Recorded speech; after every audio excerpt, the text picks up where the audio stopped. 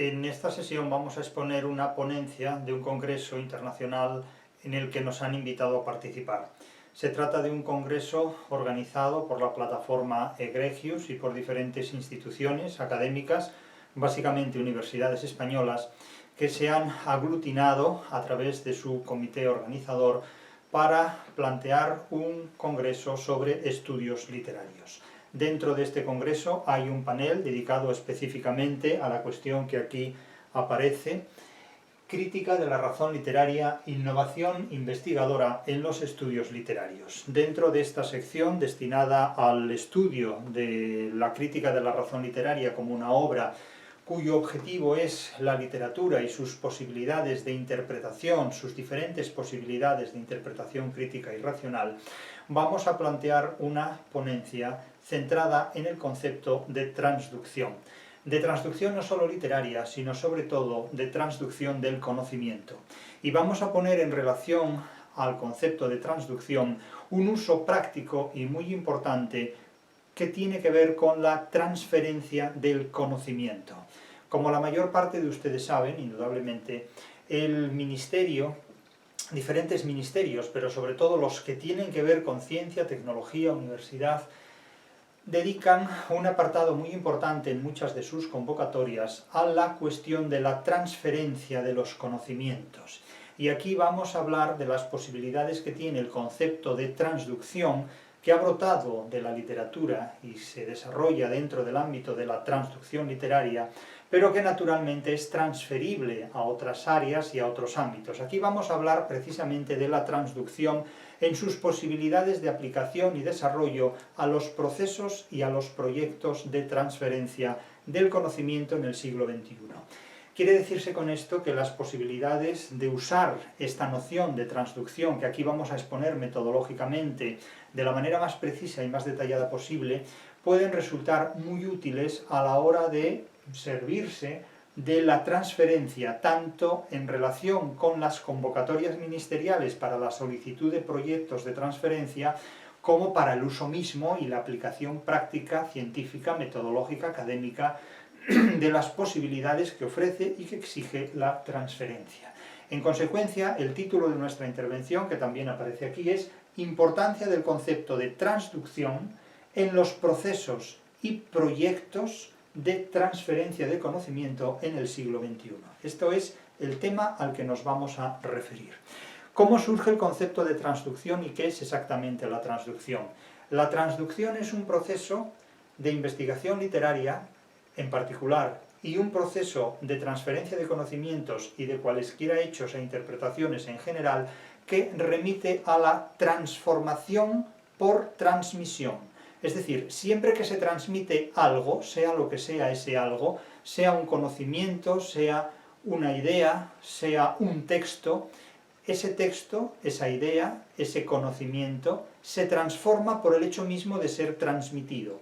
Quiero decir que no hay transferencia sin transformación, porque la transducción, que es lo que determina la transferencia, implica que ante un traslado, ante un transporte, ante una transmisión, siempre hay una transformación. Todo lo que se transmite se transforma por el hecho mismo de ser transmitido. De hecho, el término transducción viene del latín, es un término étimo, es un étimo latino, viene del latín que designa la conducción a través de un medio. Transducere, trans implica un medio a través del cual se circula, se transita, se mueve, se transforma una realidad, y el ducere remite a conducirse. El verbo ducere, que está en el lexema de la palabra educar, del verbo educar, y remite básicamente a saber conducirse en la vida. Bien, la transducción implica conducirse a través de un medio, atravesar una realidad que no es la original, es decir, trasladarse de un lugar a otro, pero trasladarse de un lugar a otro implica una transformación, porque a veces el lugar exige asumir cambios o adaptar cambios o hacerse compatible con nuevas circunstancias. Es decir, si un ser humano se traslada a la superficie lunar, tendrá que transformarse no en un ser humano diferente, pero sí desde luego indumentariamente tendrá que transformarse, es decir, normalmente a trabajar alguien no va vestido de astronauta a conducir un autobús, alguien no va vestido de astronauta a dar una clase de teoría de la literatura, no vamos vestidos de astronauta. Pero para ir a la Luna es necesario adoptar una indumentaria específica, ¿no? Bien, me entienden en el ejemplo bruto y burdo que pongo, pero que es perfectamente claro. Todo aquello que se transmite, por el hecho mismo de transmitirse, de desplazarse en el tiempo o en el espacio, o de una disciplina a otra, y aquí hablaremos pronto de la interdisciplinariedad, todo aquello que se transmite, por el hecho mismo de transmitirse, se transforma. Eso es el concepto básico de la transducción que se aplica en literatura, en la crítica de la razón literaria, como uno de los procesos culminantes del sistema de comunicación literaria. La literatura nace con un autor, nace con un emisor, el emisor es la fórmula que el estructuralismo da al autor. La literatura se objetiva en un cuerpo textual o en un cuerpo oral, es decir, en un discurso, en un sistema de palabras, en un conjunto de palabras que posee una serie de características específicas, sea el estatuto de ficción, sea el valor poético o estético, que se inscribe en un proceso comunicativo de dimensiones pragmáticas, políticas, históricas, geográficas, etcétera, etcétera. Bien, pero que aquí evidentemente se objetiva en un cuerpo físico, que puede ser oral, que puede ser escrito, que puede manifestarse a través de diferentes soportes, desde el papiro hasta el Kindle o el dispositivo electrónico, digital, etcétera, etcétera, pero que está siempre objetivado materialmente, sensorialmente, porque de otro modo no podríamos percibirlo. Es decir, que tenemos un autor o un emisor, si queremos utilizar el término estructuralista, tenemos una obra o un mensaje, y tenemos un lector o un receptor, que naturalmente es la persona que lee para sí un texto, que interpreta para sí un texto. Pero tenemos también, además del emisor, además del mensaje, además del lector o del receptor, tenemos también un transductor. El transductor es aquella persona o aquel ente, puede ser un periódico también, puede ser una editorial, pero los periódicos y las editoriales los hacen las personas. Los periódicos los construyen los redactores. Bueno, la prensa tiene siempre 4 pilares, ya saben ustedes: administración, redacción, publicidad y talleres. Son los 4 pilares del periodismo, en definitiva. Y son quienes mediatizan unos hechos y una información que comunican a unos lectores. Pero la comunicación, la cultura, el conocimiento está constantemente transmitiéndose, y en cada acto de transmisión experimenta una transformación importante. Quiere decirse con esto que cualquier transferencia que hagamos del conocimiento, por muy científica que esta transferencia sea, siempre va a contener cambios, siempre va a introducir cambios que no van a preservar en ningún caso la originalidad del conocimiento inicial. Naturalmente el conocimiento en cada transferencia se puede enriquecer, pero también se puede adulterar o se puede empobrecer si esa transferencia resulta aberrante, nociva o tóxica. Aquí ya podemos darle el calificativo que queramos.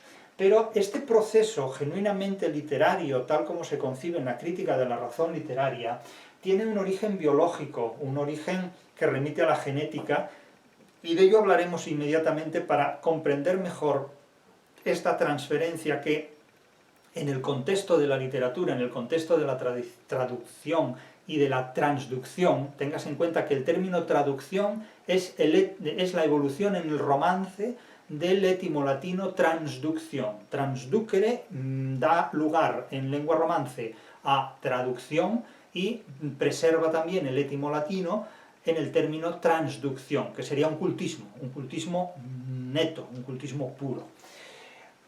Insisto en que este proceso comunicativo que resume la historia de lo que ha sido la teoría de la literatura, ya que si tomamos como referencia la teoría de la mímesis aristotélica, en virtud de la cual el arte es una imitación de la realidad, una imitación de la naturaleza, planteamiento que está vigente hasta el siglo XVIII, hasta la irrupción de la Ilustración y del Romanticismo, que rompe con estos planteamientos, porque el concepto de naturaleza, el concepto de realidad, ya no se puede tomar como un modelo al cual se supedita el arte descriptivamente, es decir, el arte se libera de la naturaleza desde el siglo XVIII y ya se identifica como una construcción subjetiva, como una construcción del autor, como una construcción del emisor, que diría el estructuralismo. Es decir, que el Quijote no es una obra que Cervantes escriba para describir la naturaleza, sino que es una obra que brota del ingenio de Cervantes, que brota de la genialidad de Cervantes. Esta es una construcción típicamente romántica, es una concepción típicamente romántica. El arte no es una imitación de la naturaleza, sino que es una construcción original de un ser humano que, desarrollando una serie de ideas, da lugar, objetivándolas, a una obra de arte. La obra de arte es lo que el estructuralismo denominó el mensaje, denominó el texto, y naturalmente se llegó a considerar durante el estructuralismo que la obra de arte tenía una autonomía respecto al autor.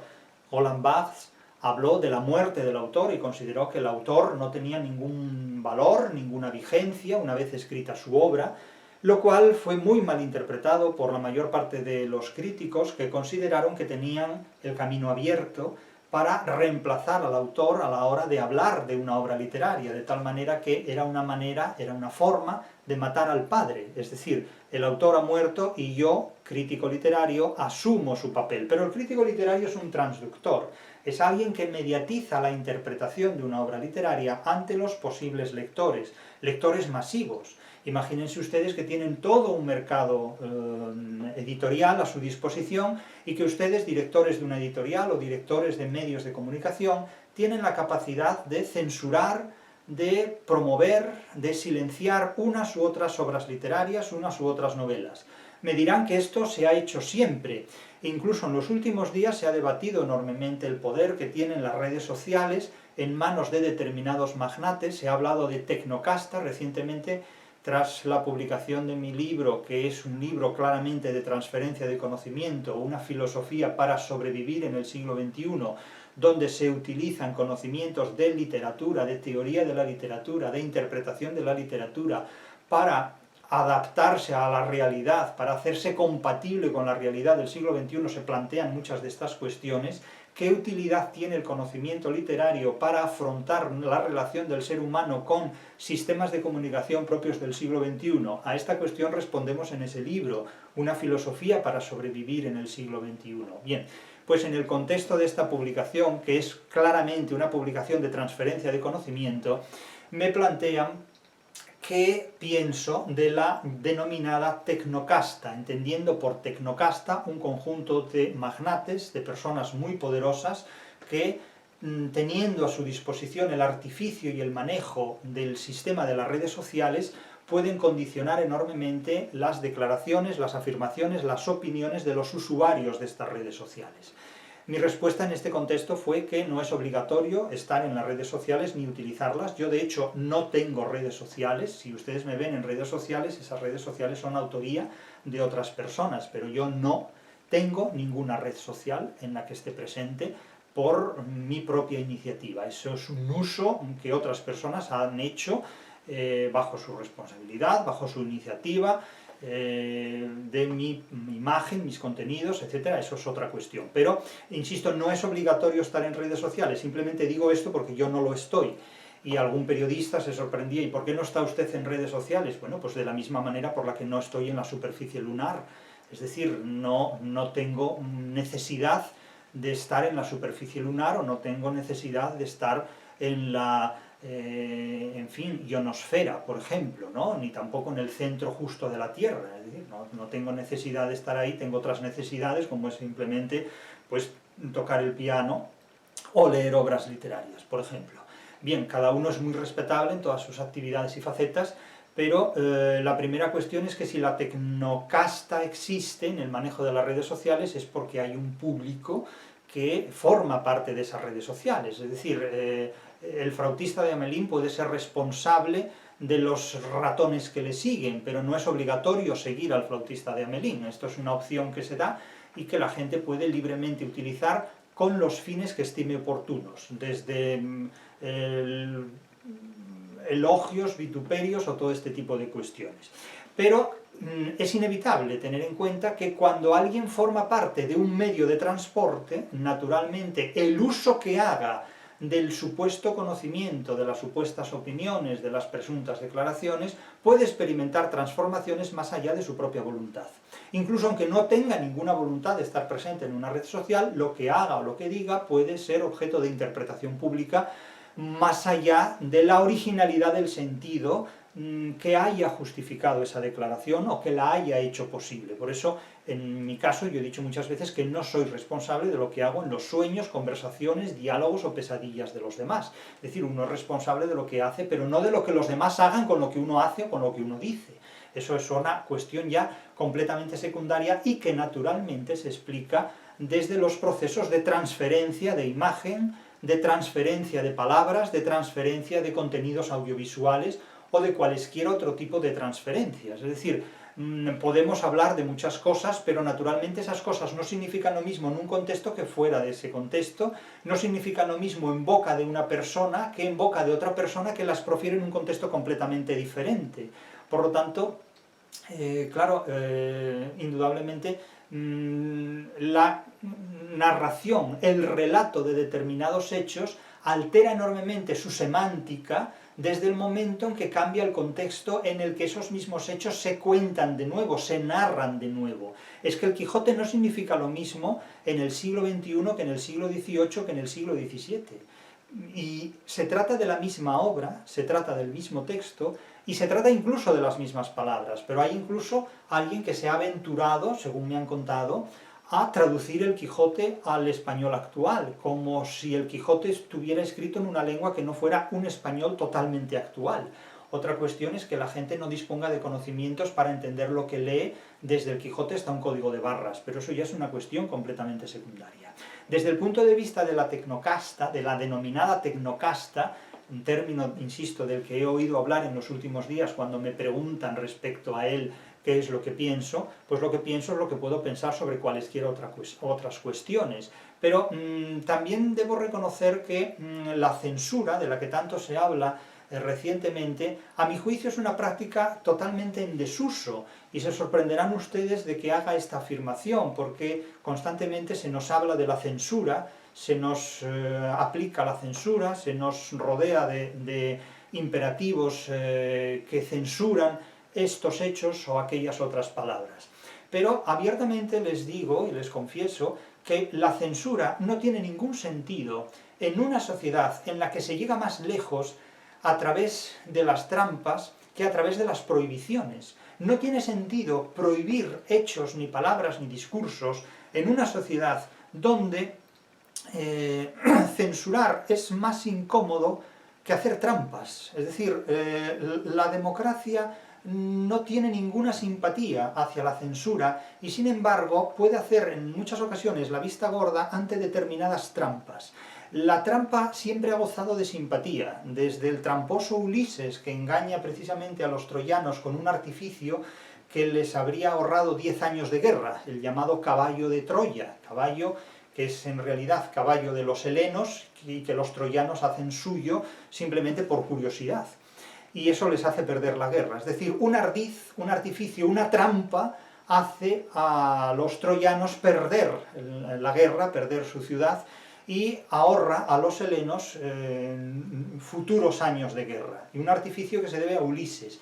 Quiere decir que la figura del tramposo en la literatura siempre ha gozado de una gran simpatía, de un gran estímulo por parte de los lectores. Y evidentemente no tiene ningún sentido para una sociedad moderna que disponga de grandes medios, de grandes redes, de grandes recursos, hablar de censura. Es mucho más fácil hacer trampa que imponer prohibiciones, entre otras cosas porque la prohibición y la censura resulta muy visible en una sociedad democrática, y el éxito de la trampa reside precisamente en que no se ve. Al tramposo solo se le conoce después. No conviene nunca repetir la misma trampa 2 veces, porque una vez identificada ya resulta fácil de advertir en un segundo momento. Por eso las trampas son siempre muy originales, y por eso el tramposo siempre es un gran ingenioso. Es decir, Don Quijote es muy tramposo a lo largo de la novela. Es muy tramposo porque cuenta con la asesoría, cuenta con el asesoramiento del mayor de los tramposos de la literatura universal, que es el narrador del Quijote. Entonces, claro, Don Quijote está muy bien asesorado, mejor dicho, Alonso Quijano está muy bien asesorado por el ingenio de Cervantes al concebir un personaje de esas características. Pero insisto, la censura no tiene sentido en una sociedad que llega más lejos a través de las trampas que a través de las prohibiciones. La trampa nos permite llegar mucho más lejos, la trampa tiene un recorrido mucho más largo que la prohibición. La prohibición es un punto y final, y es un enfrentamiento con frecuencia ante aquellas personas a quienes les prohibimos o les censuramos actuar o hablar con la propiedad y con la libertad que ellos consideran que tienen derecho a utilizar y que tienen, además de derecho, razones para utilizar. Sin embargo, la trampa resulta imposible de ver a priori, se ve a posteriori y no siempre, de tal manera que la trampa no se ve, pasa desapercibida, pasa invisible o silenciosa, mientras que la censura no. La censura es muy ruidosa en una sociedad democrática, pero la trampa no lo es. Las redes sociales no tienen tanta censura cuanto sí muchas trampas. Y esto tiene que ver directamente con la transferencia del conocimiento. La transferencia de conocimientos que no es necesario censurar, sino simplemente someter a procesos tramposos de comunicación. Insisto que ustedes se fijan con frecuencia más en la censura que en las trampas, y eso hace que les puedan hacer más trampas que censuras imponer. Es más fácil hacerles a ustedes trampas, como a mí, por supuesto, hacer trampas al ser humano, que imponer censura en una sociedad democrática. Es decir, la censura, créanme ustedes, está en desuso, pero lo que sí goza de una excelente salud es la trampa. La trampa nos lleva mucho más lejos que la censura. Y en una sociedad como la democrática, donde la censura está mal vista y la trampa no, porque no se ve, simplemente no está mal vista porque no está vista, porque no se ve, porque no se la puede percibir ni ver. Se la condena a posteriori, pero se la condena después de que el tramposo ha triunfado. Otra cuestión es que al tramposo se le castigue o se le lleve a un plató de televisión para hacerle una entrevista, pero eso ya depende del tipo de sociedad que esté dispuesta a ensalzar al tramposo a pesar de ser víctima de las trampas. Téngase en cuenta que Paolo Prodi, en su libro sobre la historia del hurto en el mercado, en la historia del comercio, consideraba que los enemigos del comercio eran los tramposos, en tanto que los tramposos eran los que hurtaban al comercio, eran los que violentaban las leyes del comercio.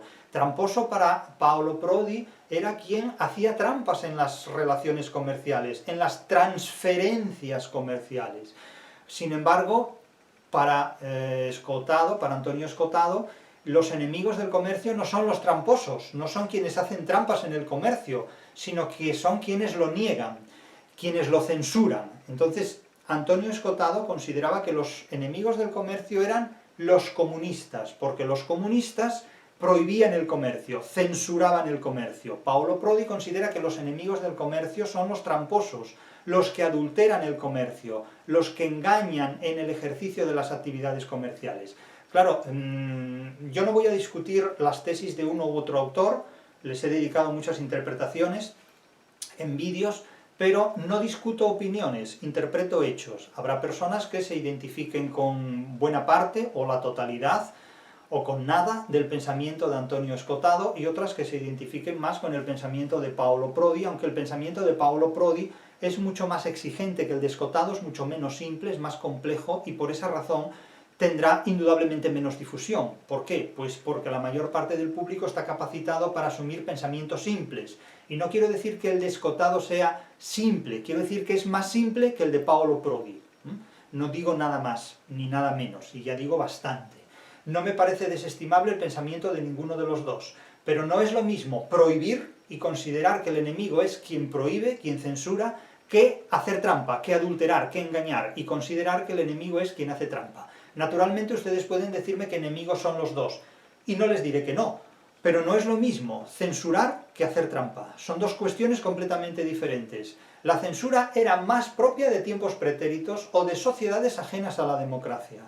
Las sociedades democráticas más bien prefieren la trampa a la censura, prefieren el engaño a la prohibición. El ser humano demócrata prefiere que lo engañen antes de que le impongan prohibiciones, prefiere que lo engañen antes de que lo censuren, y ahí está precisamente el éxito de las redes sociales, que siempre se las maneja y siempre se entra en ellas con la esperanza de que allí hay más libertad que fuera de ellas. Es una opción, es una forma de pensar que mueve el ánimo y la disposición de muchas personas y que naturalmente se explica desde teorías de la transferencia. No hablaremos aquí de lo que significa la teoría de la transferencia en psiquiatría, pues ya es un concepto perfectamente codificado y que los especialistas conocen sobradamente en sus relaciones con los pacientes. Aquí hablaremos de la transferencia en tanto que se explica desde la transducción.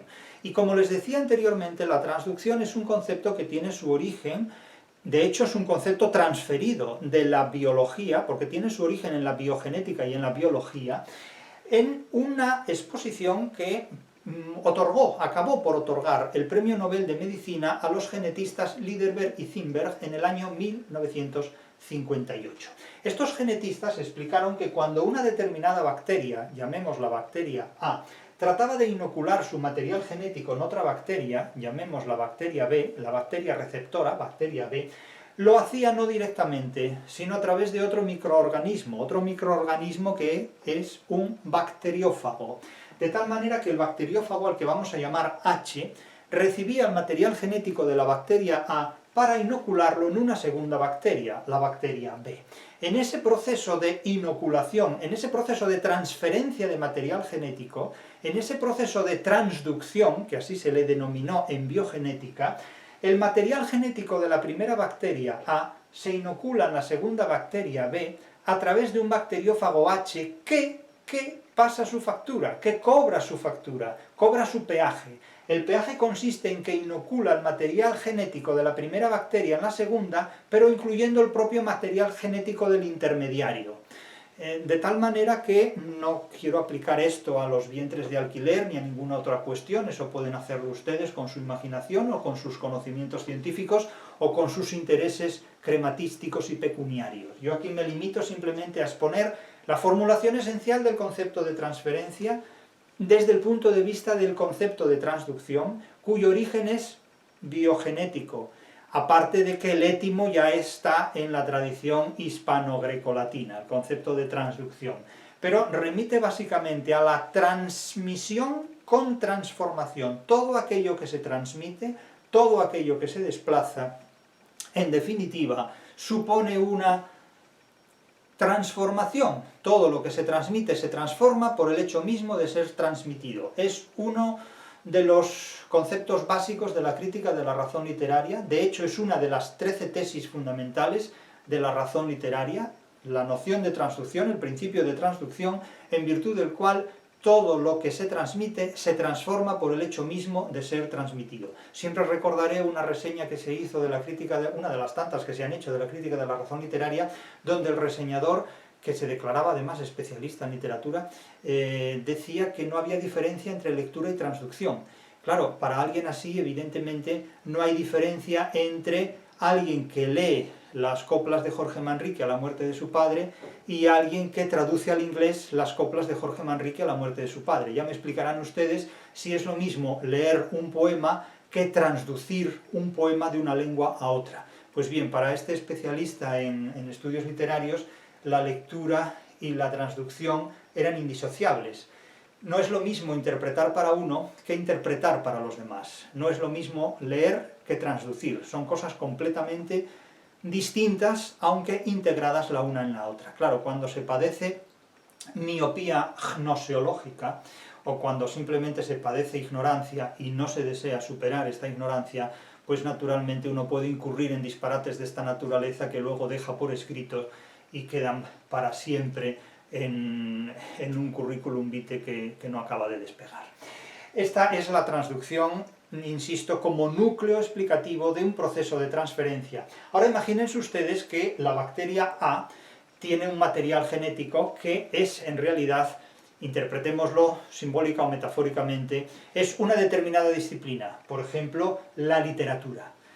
Y a través de unos especialistas en medicina podemos considerar que la literatura puede servir para el tratamiento de determinados trastornos mentales, trastornos psicológicos. Esto ya lo plantea Freud en muchos aspectos y hay actualmente un equipo de investigación trabajando ya en estos asuntos, en un proyecto de transferencia ya configurado.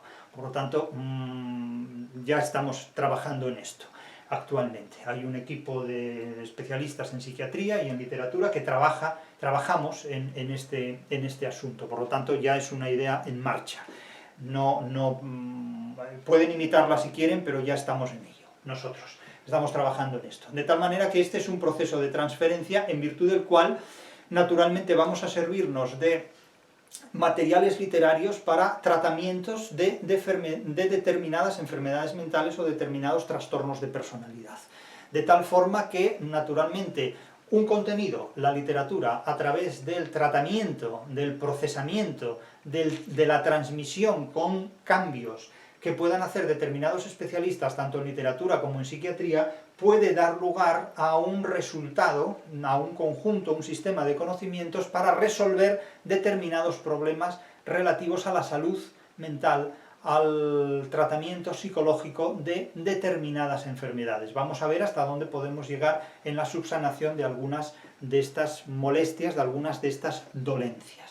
Por lo tanto, insisto, el concepto de transducción está en la base que legitima metodológicamente, que justifica metodológicamente toda esta serie de transformaciones que, por el hecho mismo de transmitirse, alteran un original que da lugar a algo diferente en un contexto distinto, que puede resultar útil, porque antes no lo había, no se daba esto.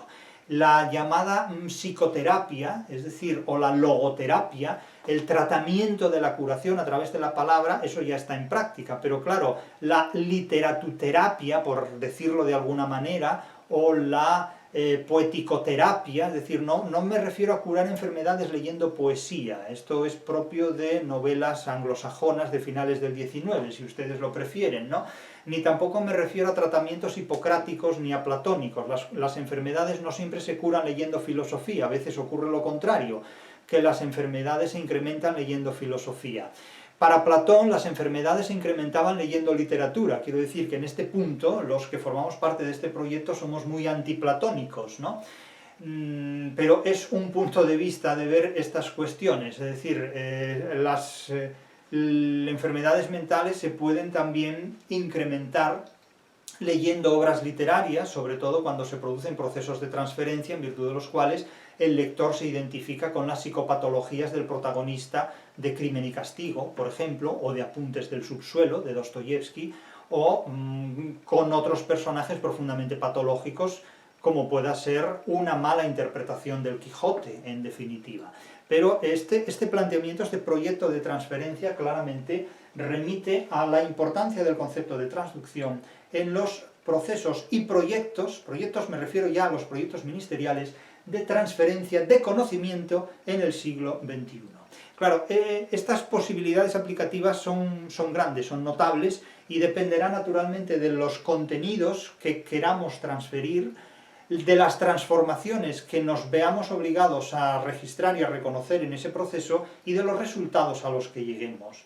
Pero si ustedes quieren ampliar el concepto de transducción, yo les remito al volumen correspondiente de la Crítica de la Razón Literaria, que está disponible en Google Libros, y ahí se lo encuentran, ahí el volumen relativo a los materiales literarios que se centran en 4 capítulos fundamentales: en el emisor o autor, en el mensaje, en el receptor o lector y en el transductor. Ahí encontrarán expuesta sintéticamente, precisamente, la teoría de la transducción literaria que pueden aplicar a cualesquiera procesos de transferencia.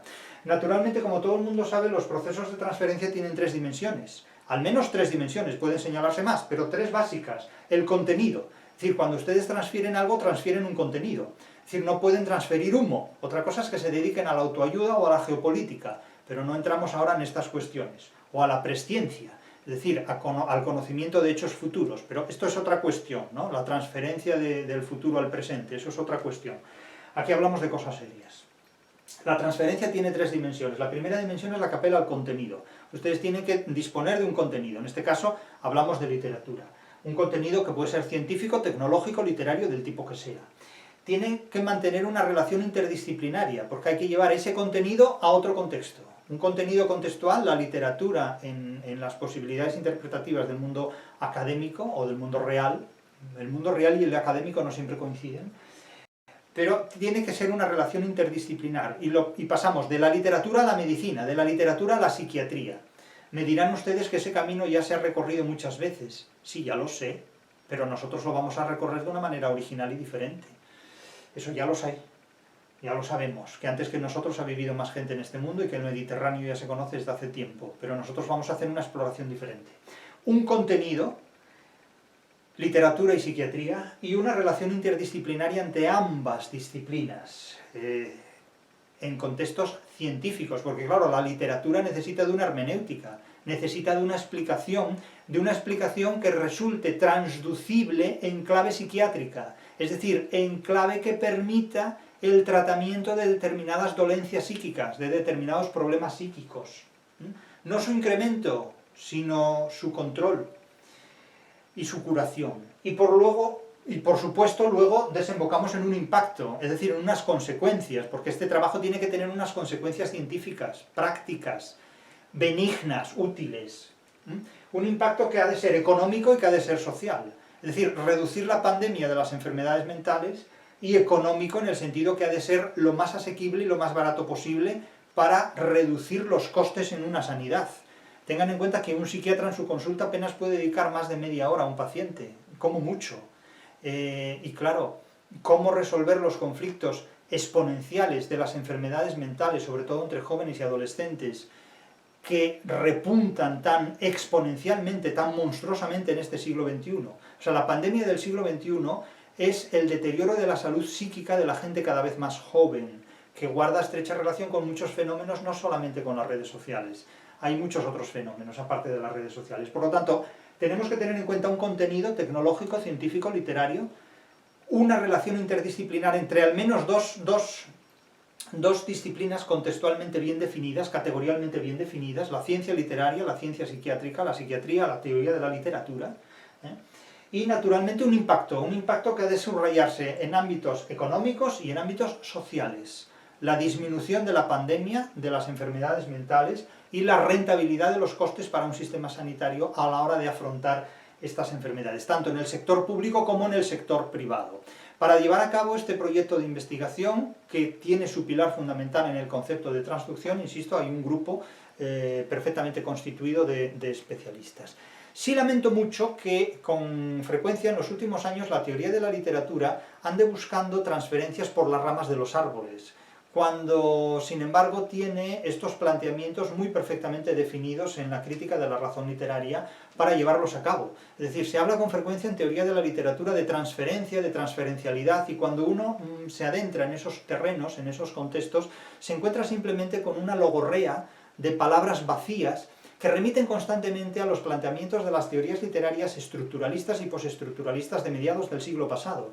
Es decir, da la impresión de que la teoría de la literatura, en su desarrollo y exigencias del siglo XXI, no ha sobrepasado todavía la sombra de Genet, la sombra de Roland Barthes y la sombra de tantos otros estructuralistas, postestructuralistas y postestructuralistas que no nos conducen más que a un formalismo, a un posformalismo, a un neopostformalismo, a un posneoformalismo, es decir, es un auténtico trabalenguas. Parece que no se ha salido todavía de la placenta de Derrida.